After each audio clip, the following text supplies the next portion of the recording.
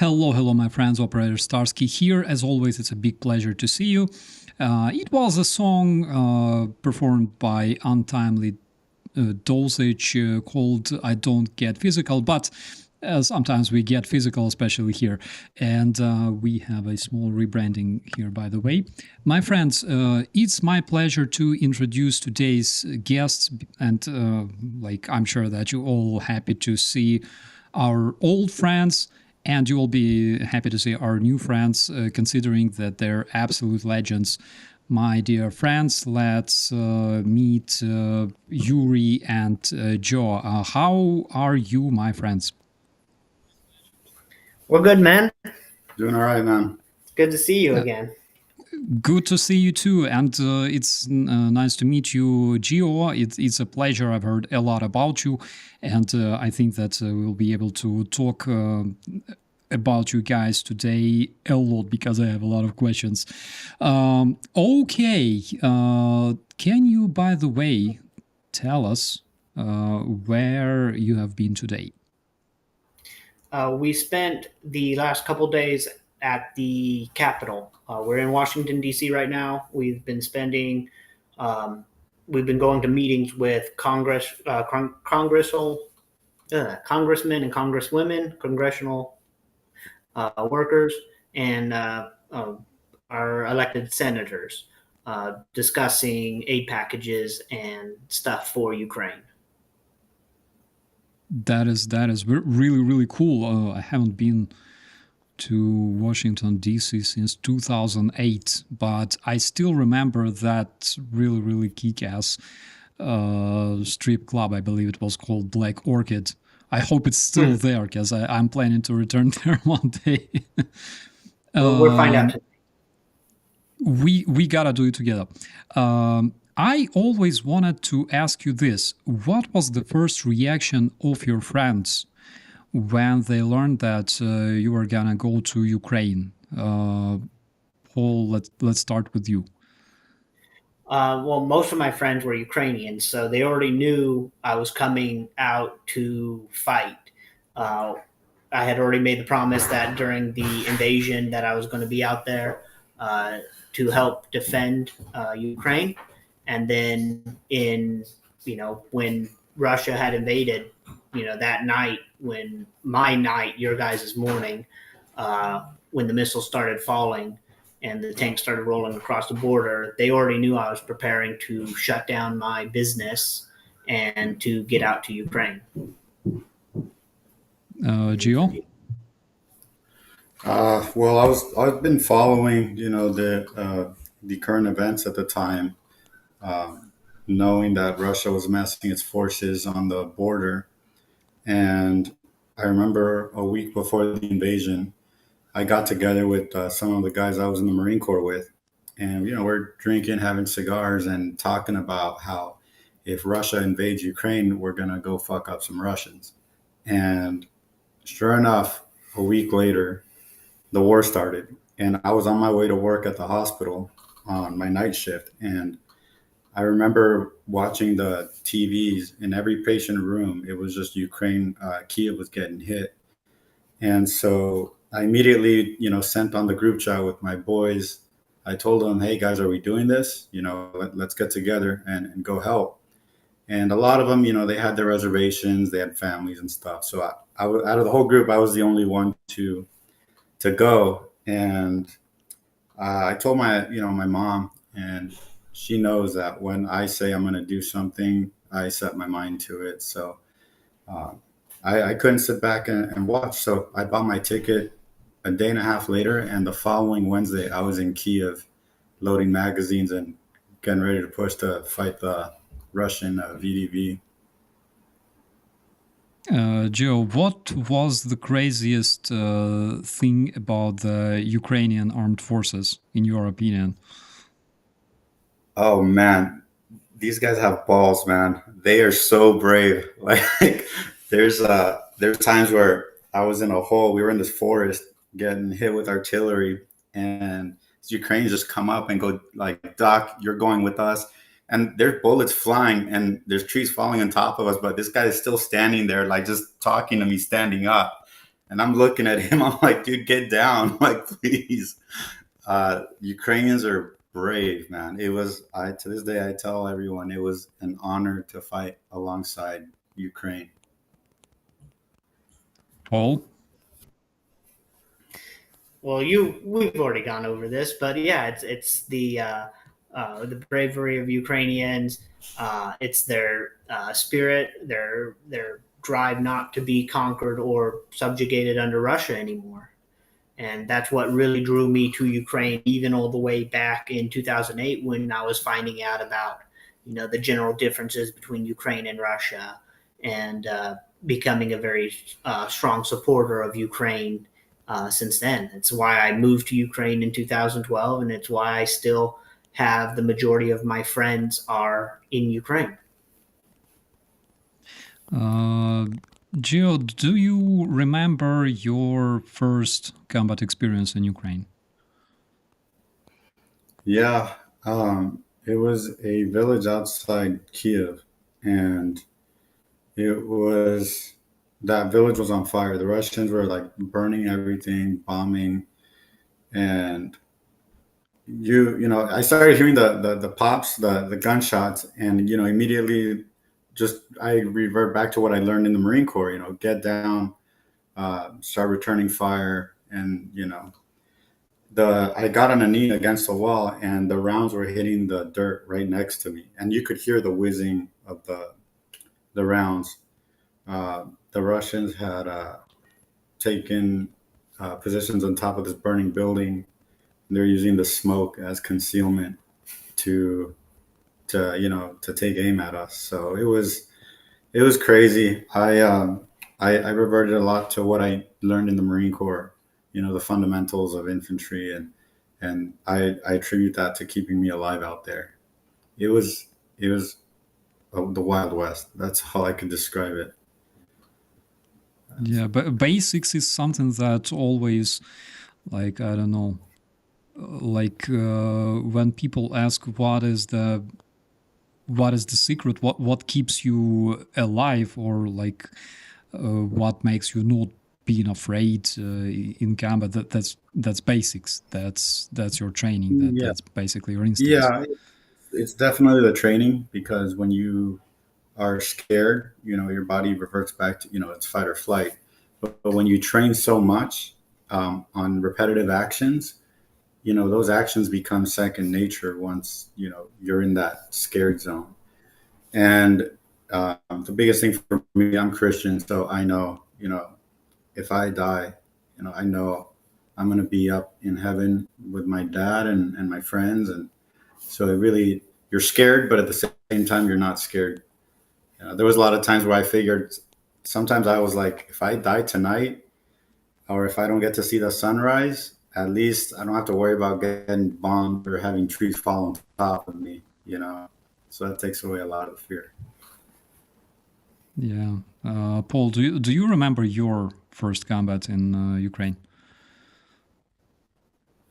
Do we want to go 2016 or do we want to go 2022? Let's go 2016, because I would like to hear about that as well. All right, so 2016, I took a direct flight from LAX to Kiev. That same evening time, they took me onto a train to Mariupol. So I went from Kiev straight down to Mariupol. Then we took a bus to a smaller village. And then from that smaller village, we took a car and we went a little bit further to where the front lines were at the time between the Ukrainian and the separatists / Russians. And my first time having combat experience was they were dropping 82 millimeters on us. And this is in a more simpler time where drones weren't being used in the fashions that they were. I remember there's this portion of trench that had this little, just the terrain itself kind of dipped down. And they told us not to have any body parts or something show in that trench, like the head or the arm or anything, because they're on the other side of the field. There was a Russian sniper who his gun was always pointed at that trench, that little dip, and he was really good at hitting things really quickly that would pop up. So when you went in there, you actually had to go a lot lower underneath that dip. So that was my first real experience towards any combat. And then in 2022, um, I was in Kiev at the so I went into Ukraine in early March, as we all know, and then went into Yadriv, went from there to Kiev right as the Russians were being pushed back from the northern areas of Kiev, and we were set there as a reserve component. So if like Russia had pulled back and the Ukrainians followed, and then Russia went forward again hard and then took out all those Ukrainians, it would have left us all defenseless. So we were part of a reserve component in Kiev for the couple weeks that was going on. So while some of my friends and other teammates were in Irpin and Bucha, I was, hanging out in Kiev, which was something I wasn't looking forward to. Then we went down to Mykolaiv, and every night in Mykolaiv while we were there, we were just being shelled by the Russians because still at that time they were much closer to the city of Mykolaiv. They tried to push up on the eastern side of the city. We actually had to go all the way down basically towards Odessa and come in through the backside of Mykolaiv to get into Mykolaiv. So we were hanging out there. Within the first week of me being in Mykolaiv was the first time they had fired a cruise missile at us. I told you this story before too, when we were in Kiev. But they fired a cruise missile at us.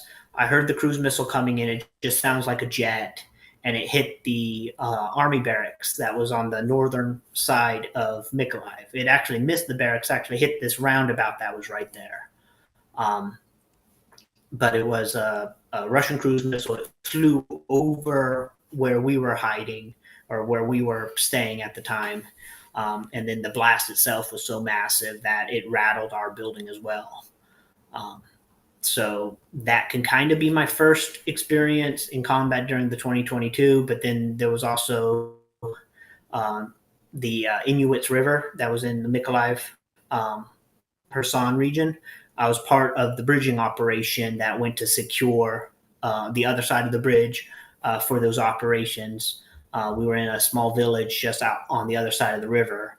And then that was the first time that I actually had any real heavy artillery falling on us. So that was late April, I believe. Yeah, it was mid to late April when that occurred. Like comparing what was happening in Donbass before 2022 and after, it's like two different worlds. It was sketchy back then, but after 2022, it's like a completely different scale. Yeah. It's crazy.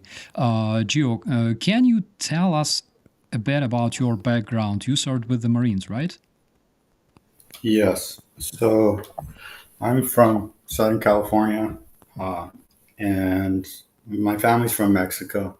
And I was born here. I knew I was going to join the Marine Corps since I was in third grade. Even since third grade, I was on the playground. I was doing pull-ups, and just everybody who knew me knew I was going to join the military.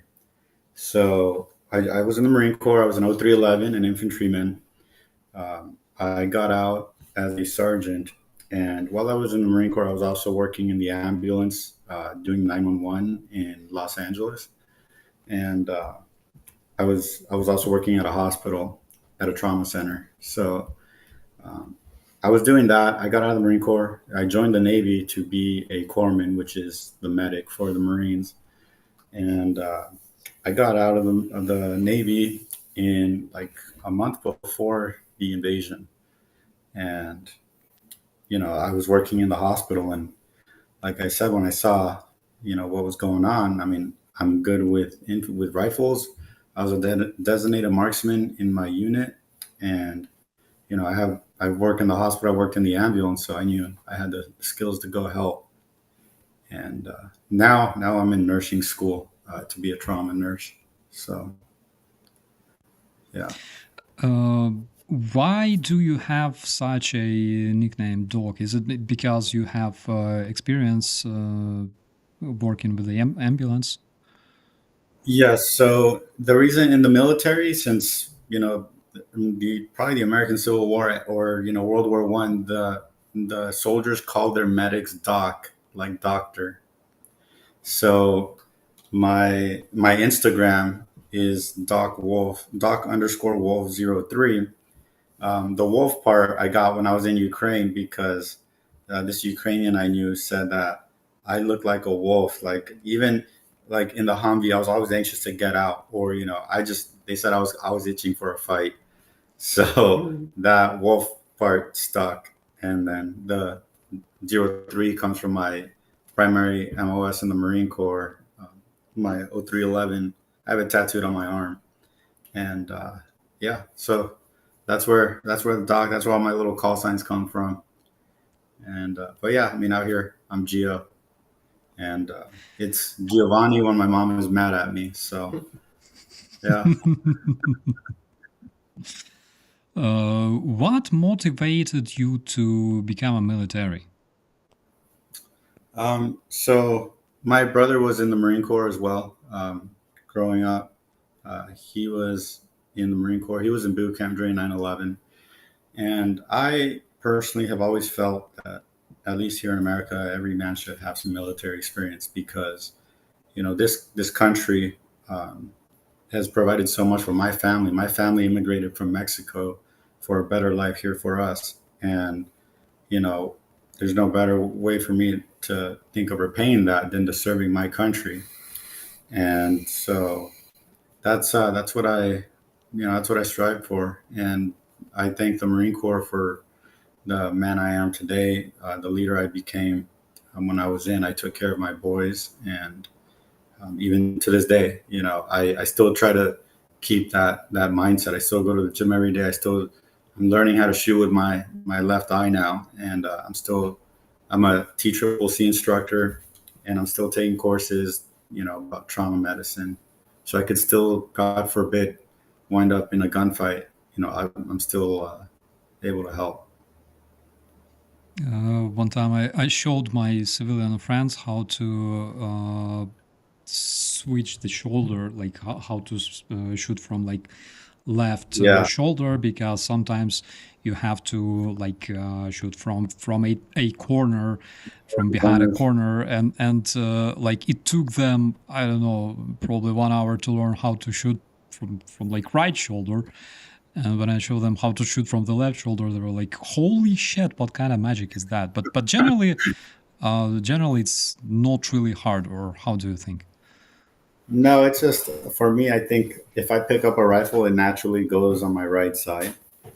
With handguns, I still shoot. I can still shoot with like my right trigger finger. It's just that with a rifle, you have to switch it up now completely. So I think with practice, I'll be good. I'll be good to go. It's just relearning that muscle memory. Yep. Yeah, it takes time, but generally, if you have willpower, you can do anything. Absolutely. Returning to Ukraine, was it hard to communicate with your Ukrainian comrades? No. I mean, I had Yurii was with me, and the way we set up our kind of SOP is, since I was a squad medic, I was obviously on foot when we assaulted the trenches. Yurii was on the 50 cal. So when we took a casualty, I had a radio, and we had our code word for casualty, and he would come back or I try to give him, instructions on where I was at, and he would come back with the Humvee, and I would try to get the casualty, and I try to do as much as I could for the injured right there, but obviously you want to get out of that danger area for continuation of care. So that's kind of what we did. It's a lot of like guerrilla medicine, I would say. Like you learn to improvise, and yeah, that's kind of what we had established. Yeah. and then also with our Ukrainian counterparts, we had our Manak, RTC.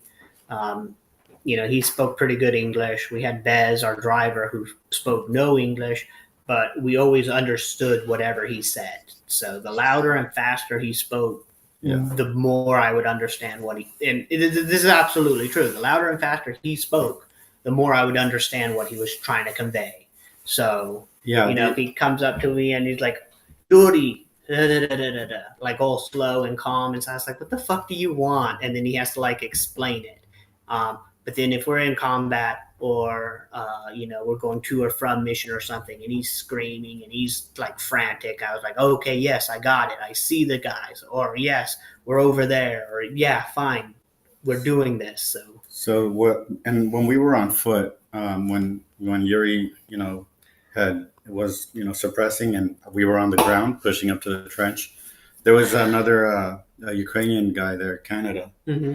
And I love that guy. He knew a little bit of English. He just knew like he called me brother. And it's funny because I actually found out that he's Ukrainian completely. He's always, family's from Ukraine, but he has the same last name as me, Roman. And my family's from Mexico. So, he always said, hey, like, you're my brother, we're family. So when we were there on foot or laying down on the ground, getting hit with artillery, or pushing up or getting shot at, he would say like, brother, come here, or brother, we're moving. And so other than that, in a firefight, it's pretty universal, return fire, shift positions, or, so, and then when you're injured, it's obviously, that's all very universal, where's it hurt? And they knew I was the medic. So that was established, and I was able to help. How similar is Ukrainian army and U.S. army, in your opinion? Well, what I saw, the Ukrainians kind of had to learn on the fly.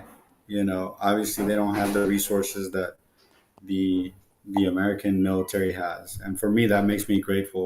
For the training that I've received, I was very impressed with one, obviously the bravery, but two, the like ingenuity that the Ukrainians had to adapt in any way to any situation and overcome and be successful.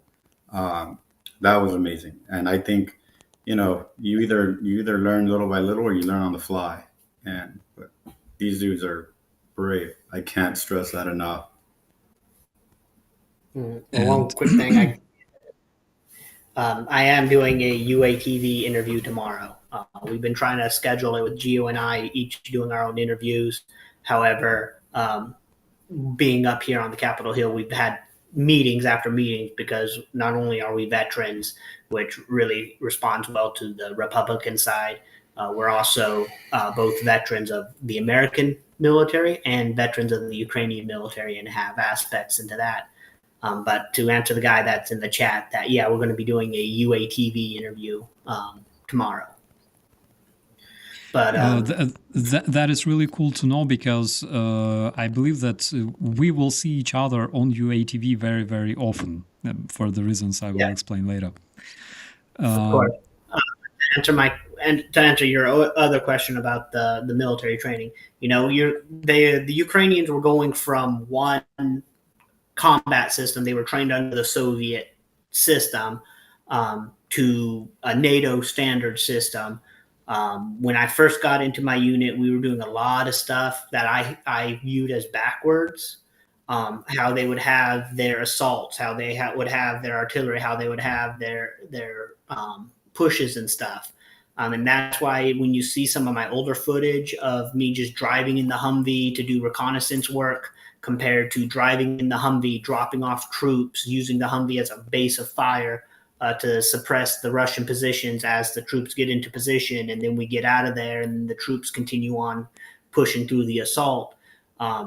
Those were a lot of things that were implemented from Ukrainians that had left Ukraine to train in the Western countries like Britain and Germany and places like that, and as well as a lot of the foreigners who had come into Ukraine and, had brought our expertise to help train the Ukrainians. So even now today, 2 years ago, I would be woken up and text messages and videos and stuff like, Yurii, how do you do this? How do you use this weapon system? And then I would have to like explain something, or I have to go to the range. It got to the point where last year in 2023, near the spring of last year, I didn't even have to train the Ukrainians anymore. I remember I used to have my interpreter, either Manak or a couple of the other guys would translate to the Ukrainians. I'd do the demonstration. They would translate. The Ukrainians would do stuff I'd see to make sure that they were using the Western weapons correctly. And then it got to the point where we had so many Ukrainians so proficient on these weapons that, like, I just showed up to these ranges just to, hang out with these guys and then just really answer any technical questions that they had. So they've really evolved from when I was seeing them, even before the war. We were doing training with some, enthusiastical militia types in Lviv back in 2012 and 2013. And compared to, the same guys that I used to do this stuff with back then, they're on the front lines now, in Western equipment, doing the things that I was trained to do when I was in the Army. Gio, what is your impressions from, let's say, medical training of the Ukrainian troops? Because in my brigade, for example, all the soldiers, like not only medics, but all the soldiers were learning like protocols like TC3, like March. Do you what's your opinion about Ukrainians? Have you does it do their medical training suck or not really? I honestly can't speak for that because I never kind of trained. I never trained with them. So I remember when I was in Yurii, before it got hit, they kind of while we were waiting to get picked up, they told me to go train some of these guys on tourniquets. And yeah, some of them have never seen tourniquets in their life, and so I had to teach them on the fly. The quickest way is high and tight. Memorize that, you'll be fine. But yeah, as far as the medical, I mean, when I got injured, they got me to the CCP real quick, and thank God, I attribute God and as well as the Ukrainian doctors that helped save me. So they're making strides and they're learning so much. That's one thing we were talking about, with congressmen today, how after this war is over, the training and the knowledge is going to come from Ukrainian military and U.S. military doing joint exercises together. It's going to be a massive, wealth of knowledge that the Ukrainians are going to bring. And that's only going to make us stronger, to show our adversaries like, hey, we're united here. We're not only are we going to back each other up in time of war, but we're going to teach each other what we learned during this fight. So. And hopefully drink beer together sometimes. Oh yeah, absolutely. What was your how did your unit look like? I mean, in the brigade where you served, you obviously had either a platoon or a company of legionnaires, international volunteers, right? Yes, it was just kind of a group of the first foreigners that showed up. I would say maybe there was 20 of us. It was very early in the war, so it was really no organization. They just told there was really no documentation. They told me to write my blood type on my arm and on my chest, and then we went.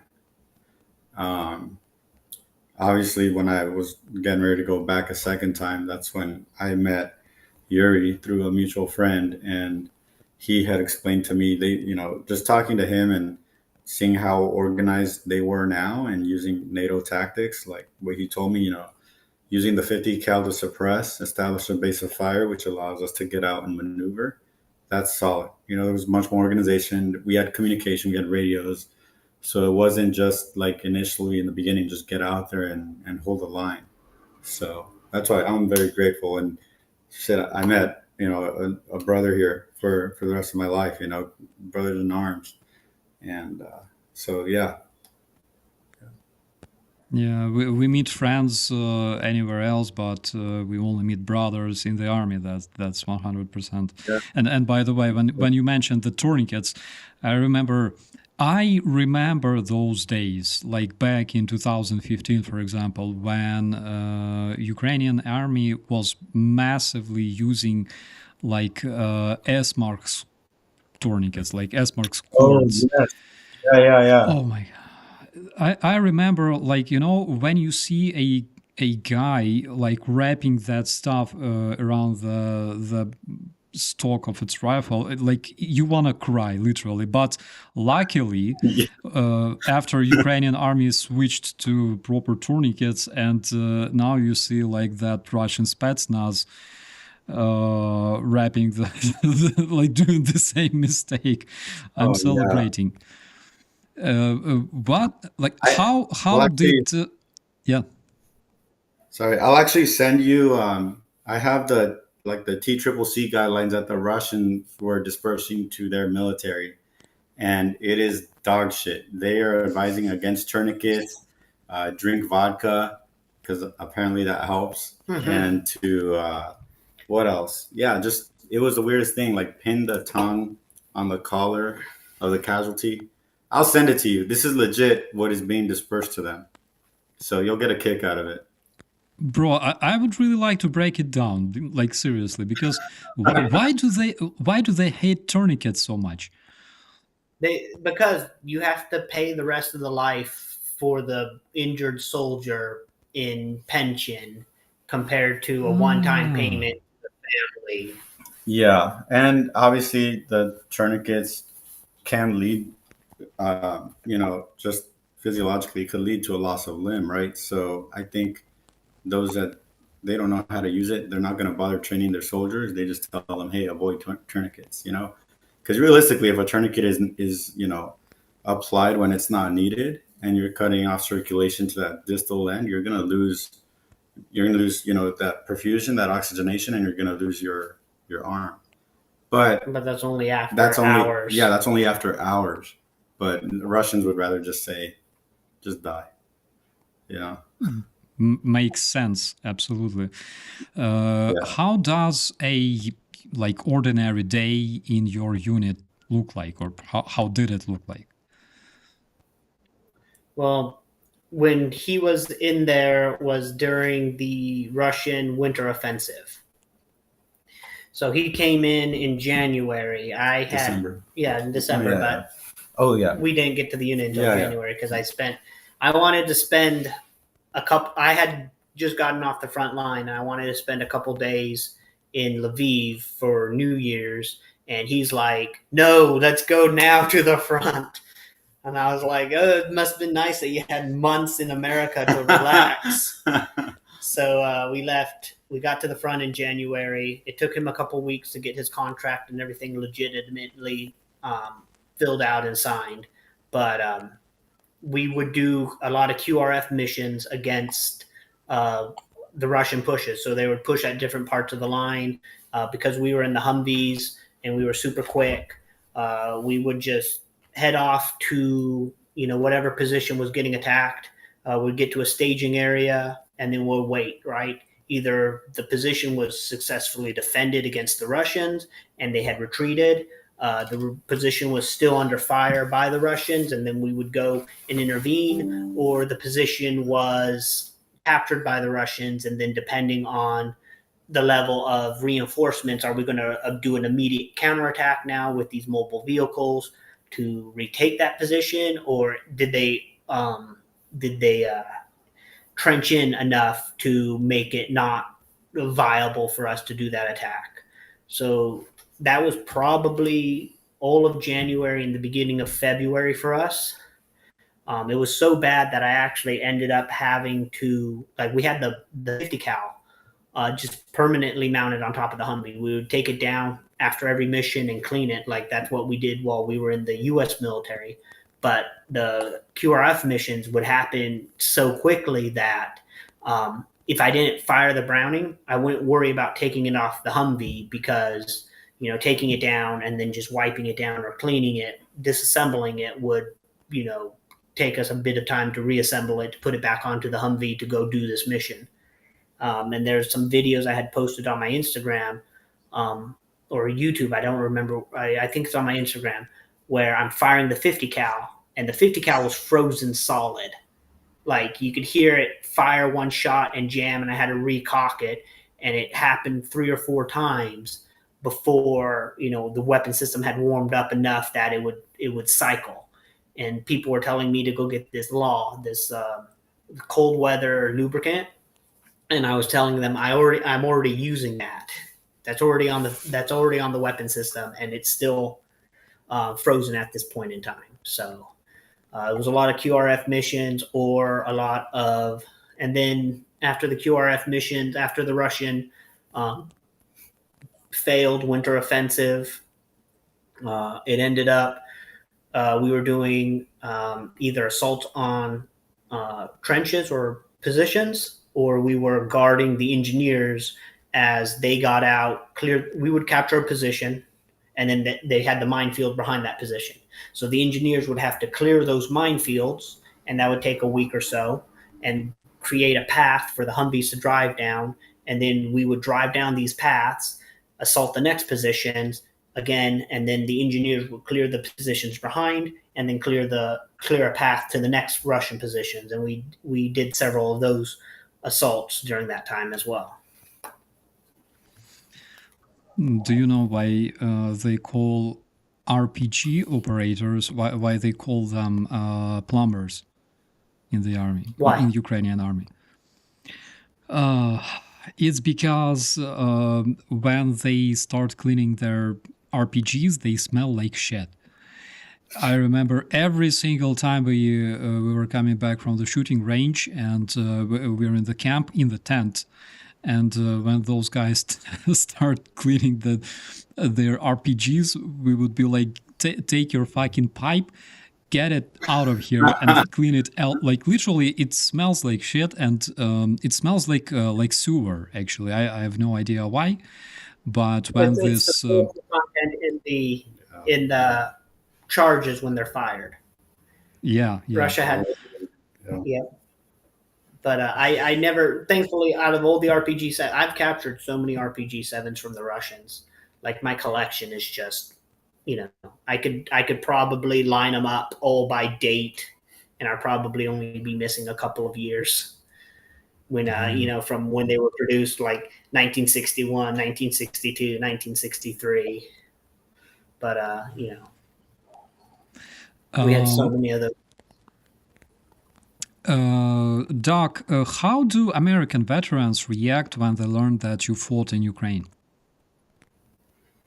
For the most part, it's been supportive. They're kind of blown away that I would go there on my own, and because I got hurt, this kind of injury. If I got this injury with the U.S. military, I mean, I would be taken care of. But the fact is that I went over there on my own. I got injured, and all the medical bills and stuff were out of pocket. And still, I'm still dealing with that too. I'm still, with the medical and just, paying stuff off. So it's, for the most part, they're supportive and they say I'm crazy.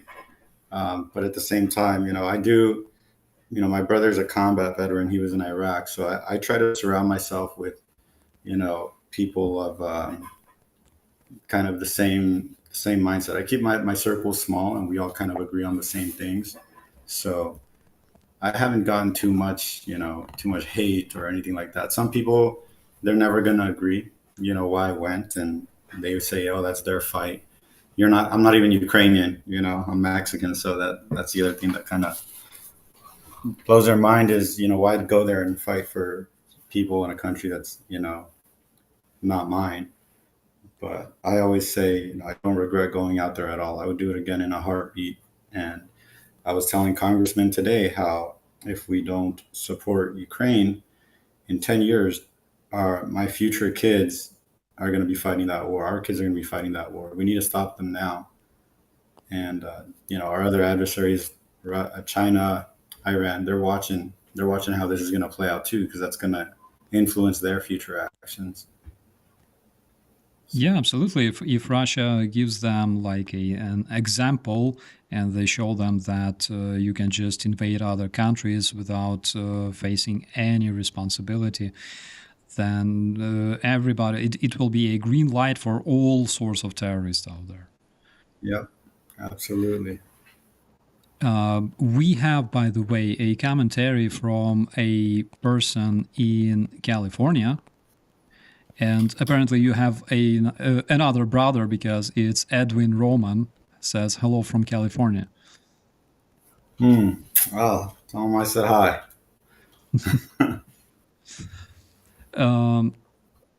Did you meet combat volunteers from other countries, like European countries, Baltic countries? Where was Leo and... Yeah, we did. We, especially in the Legion. Then once we transferred out of the Legion, I only had a couple guys from my team. From Israel. From Right. Israel, from Britain. Oh, Manak. Yeah, but he was French Foreign Legion. Oh, But he's he was Ukrainian. but he was French Foreign Legion. Yeah, right after Russia had annexed Crimea, he went and joined the French Foreign Legion, understanding that he's going to need, a better military education than what we were able to get in Ukraine at that time. But yeah, we were able to meet quite a few individuals from all over the world who came to Ukraine to fight. Even some people who came to Ukraine who didn't fight. I was talking about this on my Instagram the day after it happened. The person who tried to assassinate Trump, the second assassin, that individual I actually had met in Kiev, and we knew of him beforehand. And when I was in the Legion, and we were all told to avoid that individual, that he was literally just a crazy person. I was with a group of individuals. We were going down Krashatik to the Friendship Arch back when they still had the statue there. And this is the second month of the war. Kiev is still empty, right? So you saw Krashatik right after the war had started. There was not a car there. You could just walk across the street itself, without any issue. We walked all the way to the Friendship Arch. And then as we were walking there, we were all talking in English and stuff, and he had overheard us. The first time I saw him was actually a trip to Krashatik. Before that, I was with two other guys. We saw him, and he was filming somebody and talking to them. And I was like, what the fuck is that? And he was like, oh, he's doing these interviews. And I was like, maybe I will go and talk with him. And they're like, no, don't fucking talk to him. He's a fucking crazy person. They kicked him out of the Legion. They wouldn't let him join. And back when I was in the Legion, and I knew the kinds of people that were joining the Legion back then, there were a lot of people who heard Zelensky's call that had zero combat experience, but wanted the adventure, or were adrenaline junkies, or individuals who thought that this would change their life around or something, who did not have any real purpose to go and fight for this war other than strictly selfish reasons. And some of those people were led into the Legion. And if this guy was not led into the Legion because he was too crazy, then there was a reason why I didn't want to talk to him. So a couple of days later, we're walking to the Friendship Arch, and he with a group of guys, and he tried to pull us apart, try to talk to us. And I was like, no, man, we're busy. We got to go. And he kept on walking. He followed us a little bit, and then he just went back to, where we had started putting the flags down in the ground. And then on our way back, some of our guys had actually broke off to talk to him, or they got ambushed or something, and they talked to him. And when we got back to the base, where I was like, what'd you guys talk about? He's like, that dude is crazy as shit. Like, he was talking about getting like 1,000 special forces guys from NATO to come in and help train and fight the Russians and all this other stuff. And he was working on getting like 100,000 Afghanis to fight. And I was like, yeah, that guy's a fucking nutcase.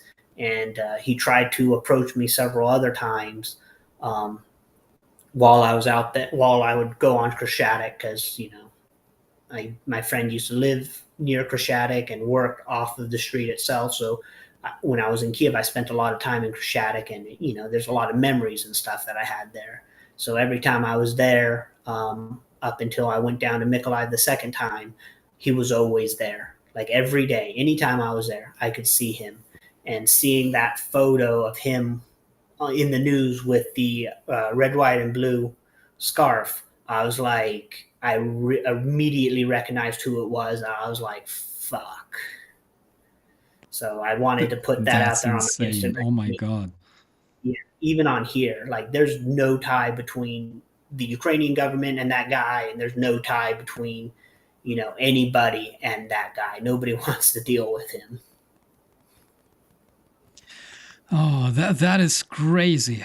But returning to the guys from, like, proper soldiers from other countries, what can you tell about them? Because we were not a NATO country, and even though we trained with other guys, of course, everything was new. I remember our first military exercise with guys from, like, Poland.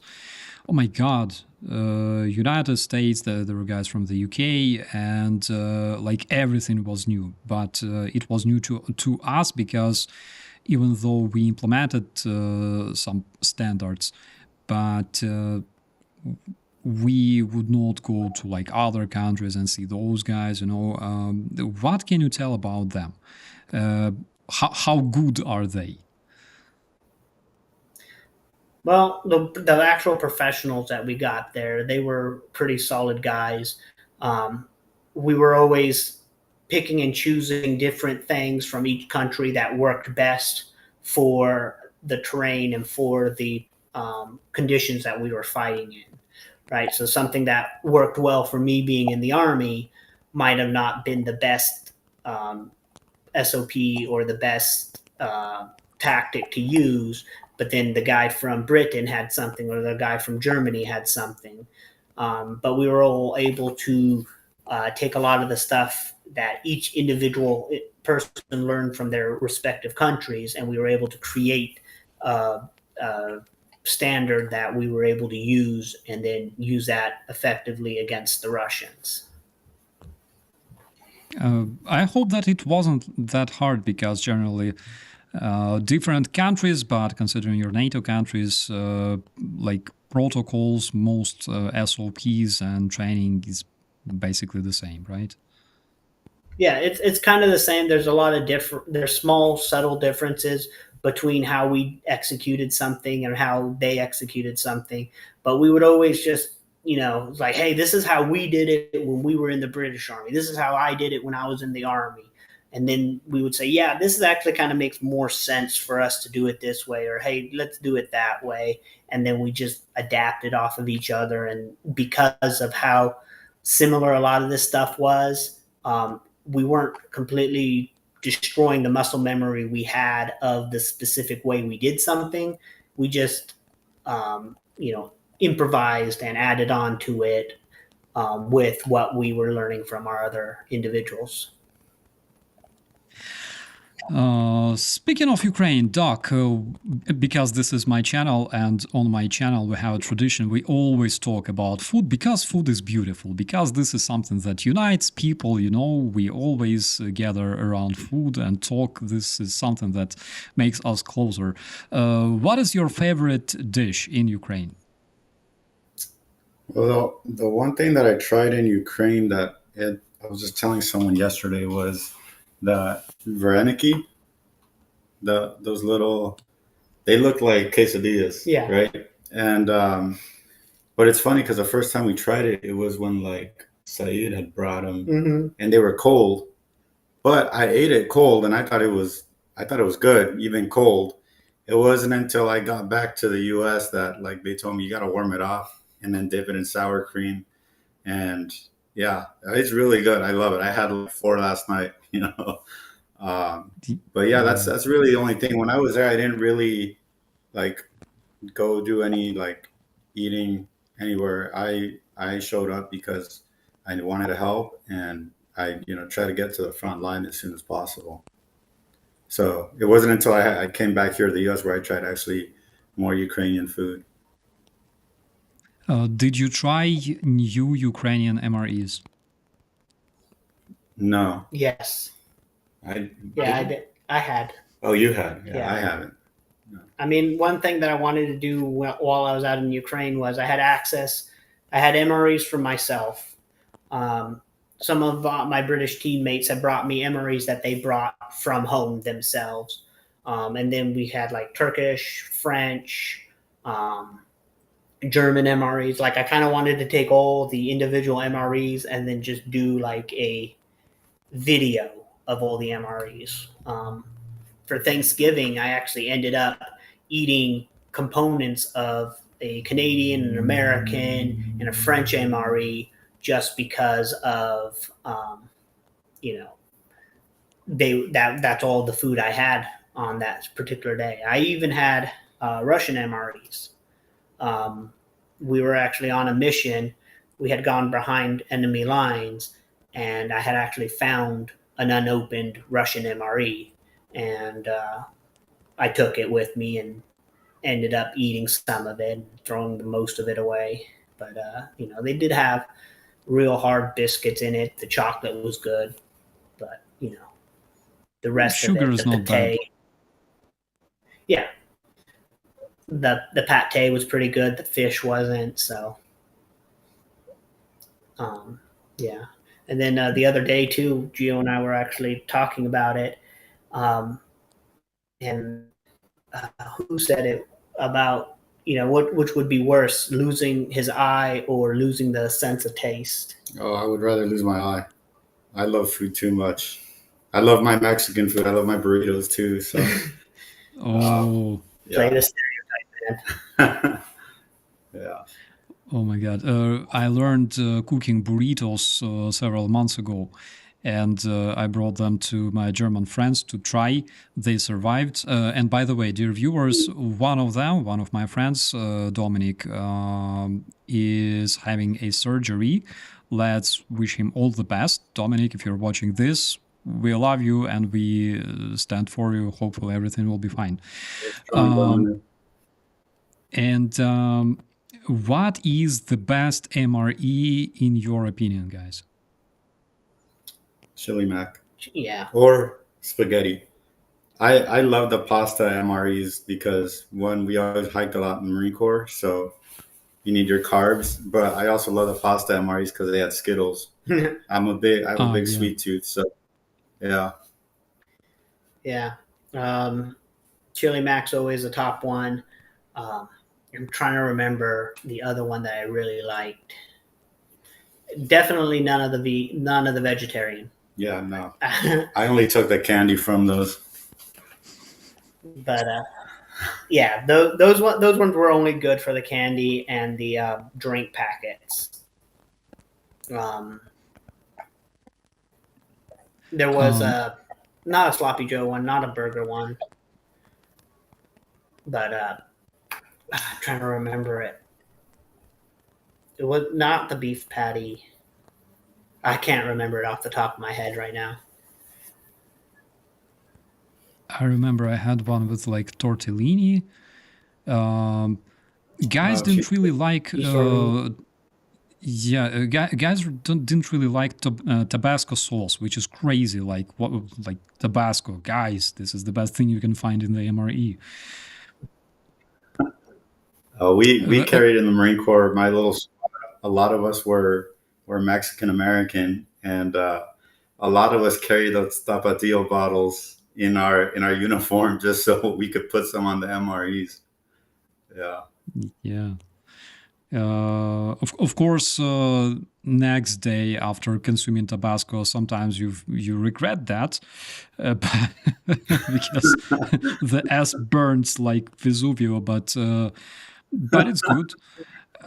But speaking about other countries, what like if you tried MREs from other countries, I'm sure that Yurii did. What can you tell about those? Which is the best? All the Western countries had really well put together MREs. The Canadian ones were really highly sought after while I was actually in Ukraine fighting. Um, the French ones were really good, but they were like really gourmet. Um, and then there was trying to remember the one other one. We got cases of these, like maybe from like Czech Republic or somewhere. Those were actually pretty good too, but hands down, Canadian ones, those ones were the ones that disappeared the fastest. Like you got a box of those from when we went to go get our supply and stuff. If they had Canadian ones, and we were lucky enough to get a box or two, those were gone almost immediately. I tried German MRE and but German like old MRE. No, it was German new MRE. Wasn't bad, but I think French is like probably the tastiest. It's like very very much gourmet. Yeah, really gourmet. Yeah, but I don't know, and it's packed so tightly, like all the stuff there. Oh my god. Yeah. Oh, what would you advise to volunteers who want to come to Ukraine? First off, like I hit this up a lot when a lot of people ask me, um, if you don't have a military background and you're looking to volunteer on the front line, I generally highly discourage it just because there is a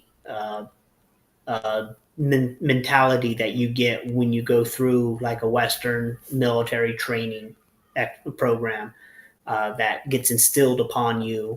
That's going to help you out a lot. If you don't have that kind of foundation already built in, um, they've always been bigger problems than what they were generally worth in overall terms of advantage. If you don't have a military background and you still want to volunteer and help out, there's a bunch of aid organizations that could possibly use your help. I don't know too much about that information to point anybody in the right direction. Part of the reason why I've returned back to the United States and that I'm here in DC lobbying Congress for continued aid for Ukraine and haven't even returned back to Ukraine to fight. I've been in my workshop building equipment. I'm a huge advocate for people to utilize the skill sets that you have for the maximum impact. And my friends actually kind of made me realize that when I got injured from the third Humvee explosion, that Ukraine really needed my skills and expertise in manufacturing and engineering over my selfish want of just being on the front line and getting good combat footage and having these stories that we can talk about, So, fighting. so the thing I tell people is, obviously you need to have some kind of military experience. But one, why do you want to go? And two, what skills do you have? Because anybody can pull a trigger, but you got to have more than that. Uh, I always encourage them to have some kind of medical experience, just because I could speak on that end. You don't want to be a liability to your team, and on top of that, um, you gotta go for the right reasons. I knew guys that showed up. I mean, Yuri already had. He's been in Ukraine since before the war, so he had a lot of, his stuff and computers and stuff with him. But I know dudes that show up with GoPros and trying to get this combat footage when you know you shouldn't be bringing this many computers and stuff to the front line. Um, I mean, you let me borrow GoPro. one of your GoPros because I couldn't afford to bring one out there. I mean, I just bought what I needed to come out here and help. I spent more money on trauma kits that I brought to Ukraine. I didn't even buy it. Those GoPros that you and Sleazy and Rusty used were all donated from my supporters. Yeah, and but yeah, I know guys that show up with that, and it kind of makes you question, you know, the motives.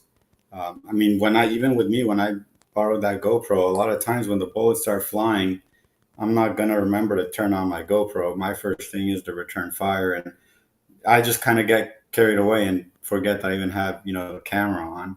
Mm-hmm. But that's what I tell people: just join for the right reasons, and be of service. Because don't just show up and be another body. Because right now, you know, I think Ukraine has that under control. You want to help to make a difference, you know. So that's what I tell anybody that's wanting to join. Most of the time when I got individuals writing me, the first thing I will ask them, are you prior military? And if they're like, no, I'm not prior military, but, and then they start listing off a whole bunch of reasons, I was like, I'm sorry, I can't help you. Or they would be like, yeah, I'm prior military. I was in the Army or I was in the Marines or something. Then I ask them a really select few questions, and the way they answer it, um, even if they answer it correctly, it's the way and how they answer it can lead me to believe that either, you know, you've never been in the military, you just know how to answer this question, or, you know, you've actually been in the military. And then I would kind of go further down with some other questions like, okay, well, you've done this, you know, that's good. But again, it goes down to what Gio was saying. It's, if you want to be there, you're there to help out the Ukrainians for their freedom. You're not there because you just want to better your own personal image and think, oh, I'm just going to go there and I'm going to get some kick-ass combat footage, and I'm going to you know, be popular like Yurii. I had people would tell me, I had people ask me, he's like, hey, do you know this guy? And a lot of times it's, I don't know you. Like, I never met that guy before because I've been pretty good now. Like anybody, like I had a guy come up to me yesterday on the street here in DC, and he's like, you're Nuckin Futs Yurii. And he was taking photos of the um, Palestinian, the Free Palestine protesters that were at the White House. And he's like, you're Nuckin Futs Yurii. And I was like, yeah. And he's like, I've been following you on Instagram and YouTube and stuff. And I was like, oh, it's nice to meet you. And he's like, I didn't know you were here. And I was like, yeah, I've been here. And, you know, we've been uh, lobbying Congress and stuff. He's like, that's wild. I was like, hey, let's get a photo together. He's like, nah, I'm good. I was like, no, let's get a photo together, because if you ever tell anybody, oh, I met Nuckin Futs Yurii, and then that person asks me, I'm going to probably, like, unless he has a photo of us together, it's probably a no. So, you know, there's a lot of people that they want that recognition. Like, I never wanted the recognition. That's why my first, the most viral video of mine was leaked. But, you know, we've gone over some of my other stuff. Gio was with me on some of my other missions. Only some of my closer friends know of some of the more, that mission was crazy. But, you know, there was the one mission that I had talked to you about, I had talked to other people about, where like I could write that down in a script, and then that's a war movie. That's the intro to, you know, the next Call of Duty video game, just that half-hour mission I was on, you know. So, And I mean, bro, you have to save that for the future, because who knows? Maybe in future we can definitely provide some kind of plots or like sceneries for things like that. yeah, exactly. I mean, it's not that I want to profit or better myself off of this war. Like, there were a few things. All of my Humvees exploding. There were purposes, especially the second one, the anti tank one. I didn't even, when I hit the anti tank mine, the first Humvee exploding, I didn't even say anything for 3 days after it exploded until the drone footage blew up on Instagram, I mean, not Instagram, on Reddit. And then even then, I showed you that video where the Russians spliced in a Hornet missile launching at the drone footage of the Humvee exploding, and then it said, "Oh, we destroyed the Ukrainian Humvee, and the second Humvee was destroyed by small arms." So a lot of that was to combat, Russian propaganda. It's like I was in the turret. I know exactly what happened on that mission. And, this is proof that, Russia needs to lie to make itself look good. Of course. Sometimes they lie showing their own tanks destroyed, like their troops shooting each other and saying that those are Ukrainians. But Russians never say true. Speaking of them, by the way, what can you tell about Russian soldiers? What's your impression, guys? Suck. And I hate their rockets. My observation is they're very unorganized, and they still use a lot of Soviet era tactics. Kind of they're just throwing bodies at the problem. But overall, just very unorganized. It's the lack of discipline. Before I was in the Humvee, I was doing raids across the front line, going into villages held by the Russians, gathering intelligence, planning anti-tank mines along the supply route to resupply their trenches and stuff. And then, the stories I've told, the stories I've put on here before, where we would go to a position and the Russians were asleep. And we captured sleeping Russians, and then we'd bring them back and get the intelligence that we needed from them. We stole on more than several occasions their tanks. The tank that we had stolen that I had on that one video is like, we stole a tank and the Humvees are driving and the tank is right behind us. Like, our reconnaissance guys just came across this tank and they're like, "Oh, this tank is just sitting here," and they got into it and they drove it. They had half of the team go back to the Ukrainian lines and be like, "Hey, we just stole a tank. We're bringing it here. Don't shoot at it." They stole the tank, drove it to the Ukrainian lines, put it into one of the tank ditches. And then I got woken up and we had to go over and bring spray paint so that we could cover the Russian markings, so that we could bring the tank back to the back behind Ukrainian lines, so that we could scrub it and then, use it against the occupiers. So there were a lot of these kind of missions. The missions where we stole the Hornet missiles because we went to go steal another tank that was in between the Ukrainian positions and the Russian positions. We got lost on the way back, got into a Russian trench, and then ended up stealing Hornet missiles just because I wanted the lulls. And we were able to do that. So there's a huge, and this is before, Russia started experiencing heavy losses. So they still had like 80% of their pre-war soldiers, that the professional soldiers, they hadn't mobilized yet. They hadn't, conscripted a lot of guys. The airborne guys we were going up against, the Marines that we were going up against, were Marines and airborne that were trained before February 2022. So these were not, just, they're the conscripts that were mobilized, after we took, after we had recaptured Kherson. No, these were Putin's elite troops. These were the guys that had the training that still sucked.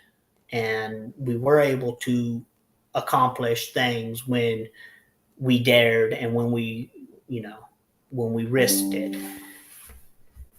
Oh, now I got to go grab some sort of extension cord because we got like 18% power. Let me be right back. Gio can continue talking.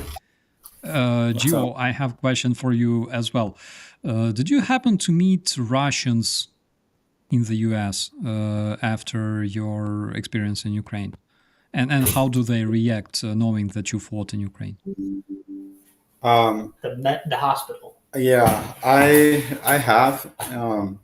I mean, I work in the emergency room right now, and I'm going to nursing school. But I do come across. I'm just at the hospital. We had a patient who came in who was Russian, and I was doing vital signs, and I have like my tattoos. I have one of my tattoos say "Slava Ukraini," um, and it's the Legion logo. And he read that, and yeah, he was kind of like mad dogging me.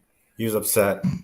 Um, it's I always keep my head on a swivel because even when I was in Ukraine and yeah, you get death threats from there's pro Russian Americans that they tell me God's not going to protect you forever. They're going to come kill me and whatever bullshit they say. Um, it's I guess it comes with the territory of like social media. I was just talking to Yurii how I never had Instagram before going to Ukraine. Um, and Yurii, when I joined his unit, he told me, "Oh, have you seen my Instagram videos and all this stuff?" And I told him, "No, I've heard about you, but I'm not going to watch your videos because I'm not here to I'm not here to become some Instagram person. I'm here to help, and I don't want my watching videos of you to give me an impression about you that, for all I know, it may be wrong." So, so yeah, that's the thing I tell him. Like, there's people that have been wanting to join the unit that we were with because of Yuri's videos, and no, I showed up to help, and so yeah, that's how that's what happens. And then going back to your question, sorry, with the Russians, um, I was working 4th of July, and we had drunk people and stuff. But one of the patients was Russian, and he was like, I guess the way he was like just very angry and talking really fast, like it brought me back to like, just hearing it in Ukraine and or even the smell of like burnt flesh, like from patients that burn themselves in the hospital. Like I smell it and immediately, my heart starts racing, or yeah. Yeah, imagine how it feels. The reason I ask that because we have some crazy stories in Germany, for example. There were several cases when Ukrainian veterans were attacked. There are guys, wounded guys, that receiving treatment here, and I believe one stupid fuck even like stabbed them several times. Like it's insane. Yeah. Well, the good thing about being in California is we have the castle doctrine, and being an American, we have the Second Amendment. So I'm not totally concerned about having to deal with, being attacked. Yeah, no, it I don't. doesn't worry me. I don't really um, announce a lot of my movements lately after my that Russian spy that tried to do the interview with me. Um, so basically, I've been, generally keeping myself as well protected as I can. But there still is the possibilities of these individuals here in the United States, especially a lot of pro-Russian or Russian sympathizers who, they eat up this propaganda. And some of this propaganda is effective in even me just listening to some of this Russian propaganda. I'm like, well, maybe, but then I have to just really remember that it is, designed in that way to make you think or feel in the way that they want you to think or feel. So it is something that's very difficult to have to work through. Unfortunately, it is so, and unfortunately, since United States are Russians' main adversary, and they always considered the U.S. their main adversary. Unfortunately, majority of their propaganda and disinformation, at least 1/3 of it is directed at citizens of the United States. What do you do now? Can you tell us about your current activities, if possible? Well, they already know me, so. So I'm currently I was trying to be a firefighter before I went to Ukraine, and unfortunately, after getting blown up and losing my eye, that dream was over. So uh, I'm actually in nursing school right now. The goal now is to be a trauma nurse, um, and I work night shift in the emergency room right now too. And yeah, it's hard. It's been hard, adjusting to life with one eye. Some things change. Uh, I was just telling Yuri how some people have no idea. I go to class right after my 12-hour shift, and my school is next to an airport, so I'm in the back of class. I remember when I started, I was taking chemistry, and it was already very hard to focus because I still get pain. And now when I hear these small engine planes that land, they sound like drones. So now, I'm in the back of class and I'm sweating, and, I could hear my heartbeat, but nobody in my class, like no one knows my story. No one knows what happened. So that's been an adjustment, and once again, like I'm still paying for, being out there in Ukraine. Um, but yeah, I keep myself busy. I'm also doing, you know, talks. I'm going to military bases. I was in Camp Pendleton last week, and I was talking to some infantry guys about what I learned fighting the Russians. The tactics and stuff like that. Um, because God forbid, we ever get into a bigger war, they're going to be the ones fighting.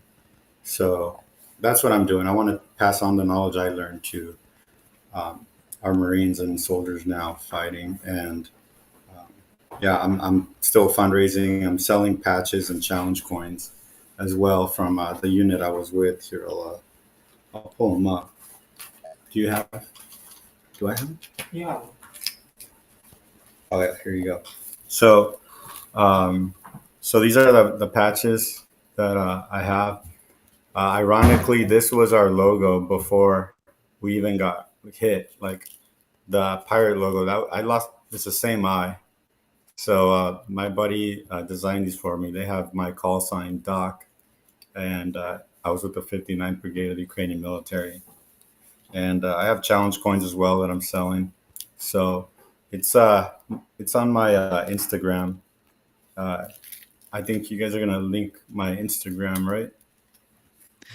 We have a link to your PayPal, but we will add the link to your Instagram after the stream. Okay, that and PayPal was yeah. wrong, by the way. That PayPal info was wrong. So Oh shit! I'll have Oh Yuri shit! send it to you.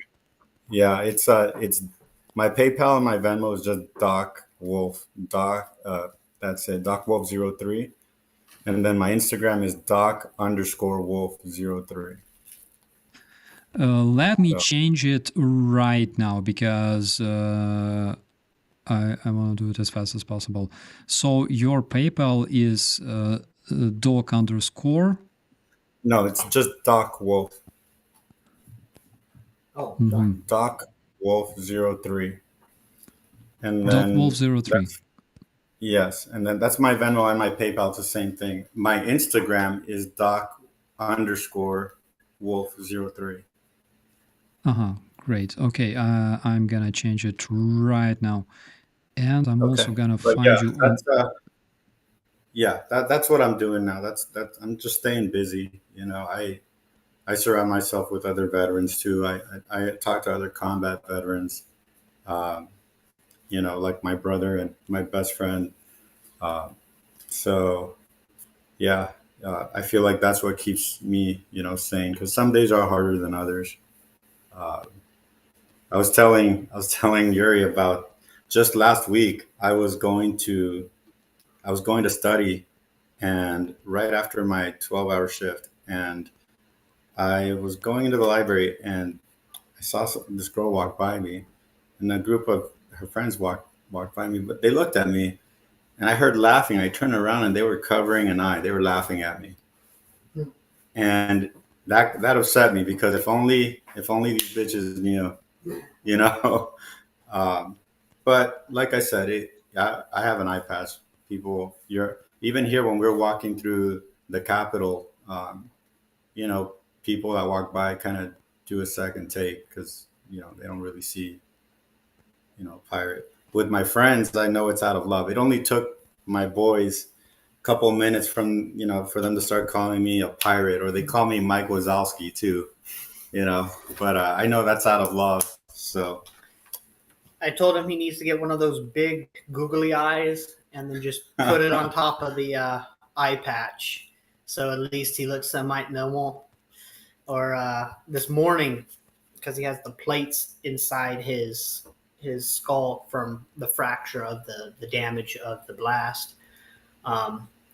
He's like, my eye's hurting, my eye's hurting. I was like, you want me to punch the other eye so that one stops hurting? And he starts laughing, and it actually stopped his eye from hurting. And I was like, yeah, we should do that, inside the congressional meeting we're about to go into. If your eye starts hurting, I'm just going to fly across the table and punch you in the other eye. The congressman's going to be like, what's going on? So, I mean, with Brothers in Arms and stuff, it's kind of like that dark, morbid humor that helps us, adjust and get through it. But still, it's like I told you, I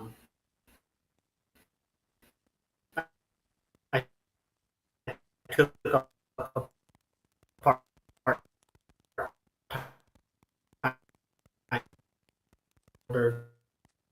to fund just my bills while I can use my machines. I mean, did we freeze? Just a bit, but you're back.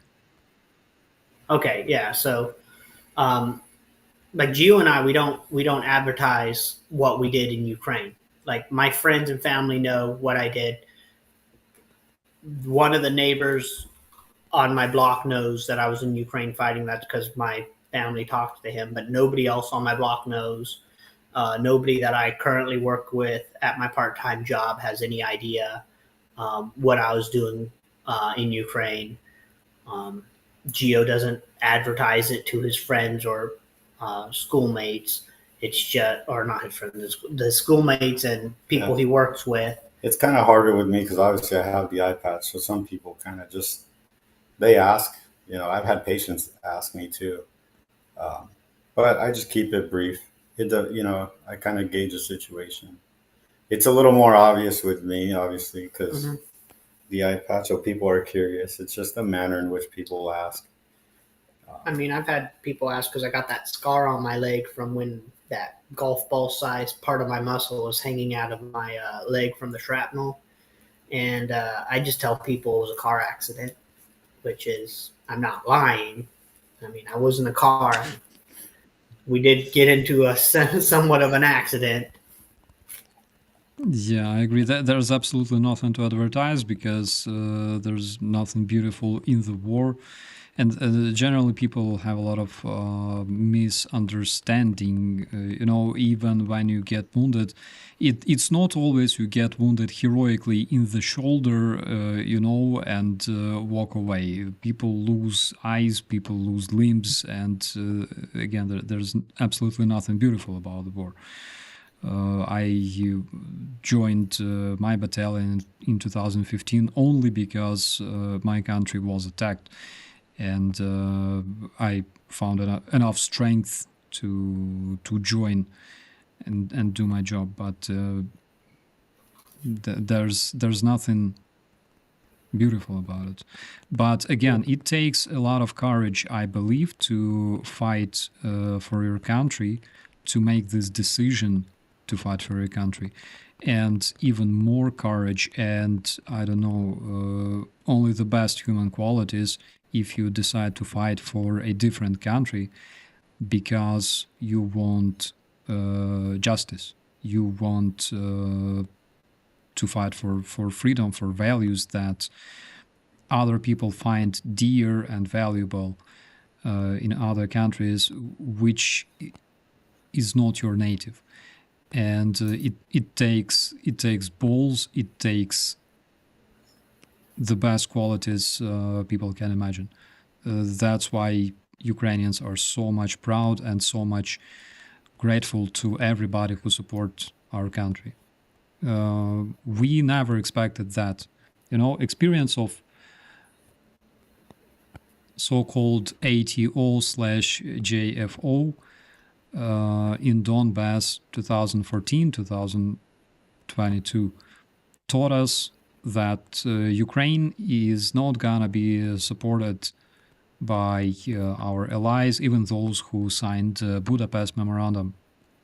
But we were so much surprised, and it was a good surprise. It was insight to us that so many decent people around the world supported us, and some of them were even brave enough to come to Ukraine and fight.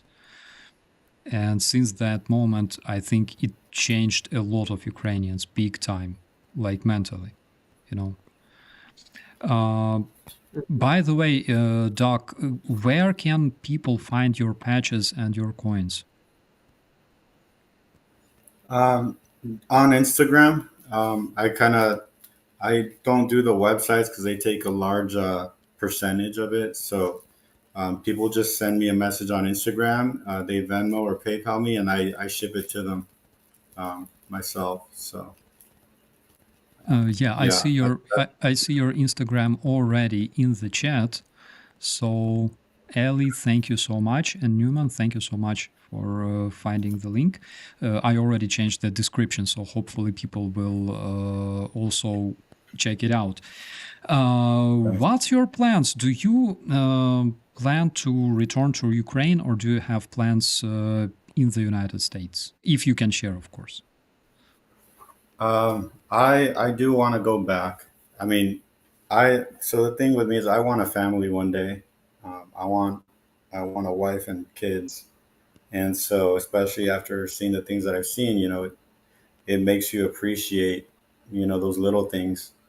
And right now, once I'm a nurse, God willing, I can, set that up and find the right person and move on from there. But there's nights, especially when I'm doing homework and it's hard. I just want to say, fuck this. I want to go back. I could still fight, but I do want to go back to Ukraine when the war is over. And if in some capacity, if the war is still going on, I would go back to help, I would try to be getting paid this time, because that was, I did my time volunteering, but that's a plan. I just want a family and, continue to serve my community and help people as a nurse. When Gio signed his contract, he literally signed his contract, and within 2 weeks was the Hornet missile incident. So, I mean, it wasn't like Ukraine was keeping money from him. It was just he had just signed the contract, and there was a whole pay issue. Like Ukraine would have covered his medical expenses and stuff in country.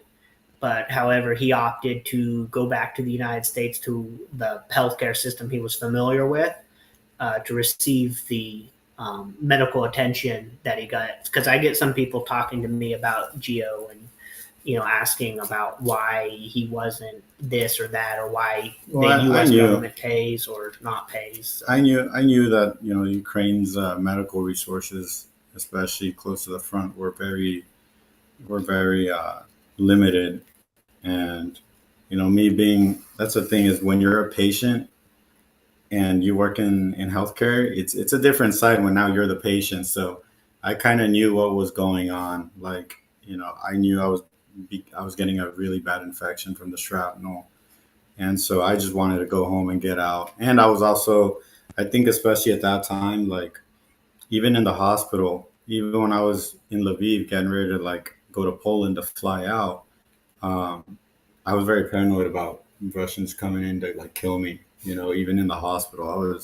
Because I was still having nightmares, even when I was in so much pain. I was having like nightmares and flashbacks, and like even in my sleep, I was feeling the impact again. And so, yeah, I just want to get back home. And I got home, landed, and my mom drove me straight to the hospital. And that's when they saw like my brain was bleeding. They're surprised I survived the flight over. It's crazy. Yeah. I wanted to say one thing to our viewers, because it's not only hard to keep family when you're a military, for a man. It's also hard for a woman, I can tell. My personal life was so much fucked up for the past 9 years of my service. But Geo is single. That's why if you there in the chat, if you believe that you have proper skills to withstand it, please check out his Instagram. But I'm not sure if... Yeah, I don't promise to show you like sex tunnels, okay? I've seen some tunnels here. I didn't see sex in those tunnels though, but I'm sure that people would like to check your Instagram 100%. If I was gonna visit the United States, what is the best local food that you would advise me to try? Mexican food. Tacos Burritos. Cholo in Anaheim. That's my favorite place. Yeah. You let me know when you're here. I'll treat you there. Oh my God, I really gotta do it. I tried nachos last year, I believe. And I tried, like, bro, it was for the first time in my life I tried nachos last year. And when I ate nachos, it's like the world changed around me, like literally. I left Johnny FD's place a completely different person. That's funny. That's how I feel when I bite a taco or a burrito. Oh my God. By the way, what are other countries that you would like to visit besides Ukraine? Of course, you've been to Ukraine.